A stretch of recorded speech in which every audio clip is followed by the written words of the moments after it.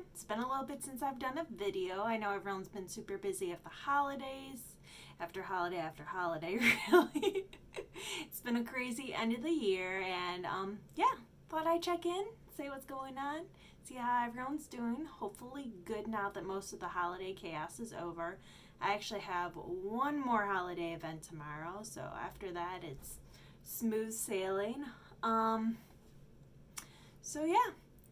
Had a great 2019. I met my goal of getting 2 novels out, so it was wonderful completing the Chaudry series, having Dreamer's Melody out and done. It's super exciting. I'm not sure how many of you have managed to read that all yet, especially since it came out in October, right before the holiday rush, so hopefully, if you've read it, you enjoyed it. I think it ends on a really good note.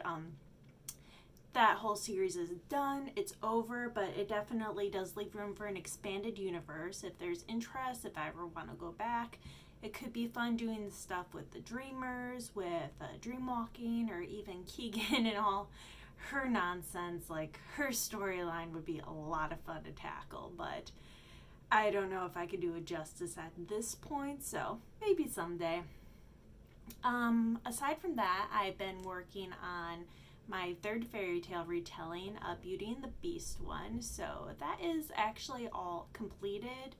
My primary beta reader, Audrey, she actually just finished running through the last chapter again, so been strengthening those loose ends, trying to make sure it ends very well, and so far so good. So in a little bit here, it'll be going to my editor, so that's exciting. I can't wait to send that off. I'm hoping to have it out early next year. I'm not sure when I'll have a cover done. That's where the biggest problem is my cover designer, Anika from Ravenborn Covers. She is very busy, and I mean, if you've seen any of her work, all my current published stuff is all from her. She does a phenomenal job, so it's easy to see why she is always booked up and busy. So I plan on either having her do the cover, or actually her husband also does covers too, so he might do that one. He has a very similar style, so that would work. Either that, or if she does it, he'll do the mashup cover. So the mashup is going to be the next project I work on shortly, probably early to mid-January. I'll get back to it. So the fairy tale mashup is going to take all the characters from the previous 3 fairy tales. So it's going to have Arnessa and Vincent from An Unexpected Brew. It's going to have Ray and Kat from For the Guild, and it's going to have Astrid and Nadia from Of Beast and Bells. So you haven't met them yet, but I assure you they're going to make this a lot more fun. I know the couple of beta readers I have had on Of Beast and Bells have really enjoyed the way all of that's gone, and the slightly different angle I took. If you've read my fairy tale mashups before, you know that magic is very prevalent in that universe, so I had to go a slightly different route, because if everyone has magic, then how could half of that stuff go on? How would any of that nonsense be allowed? So really interesting angle I took there, so that'll be a lot of fun to work on. Well, I'm kind of waiting to do that. I needed a break from my fairy tales, so I actually started Secret Projects, and Secret Project is going to be a lot of fun. It's actually something that I'm working on with, hi kitty. Say hi, Deja. No, you don't want to say hi? So Secret Project I've been working on, it's going to be a not super short, but a shorter story, and more details will come as things get finalized with that, so I'm really excited about that. It's a little different than what I normally do, but also, if you've read my work, you know it's going to be fun. Magical nonsense is always an angle I like to take. Deja, why are you licking my mouse? Stop it. Yeah. Other than that, not entirely sure what my 2020 plans are going to be. I plan on doing a lot of things, but they should be completed earlier in the year.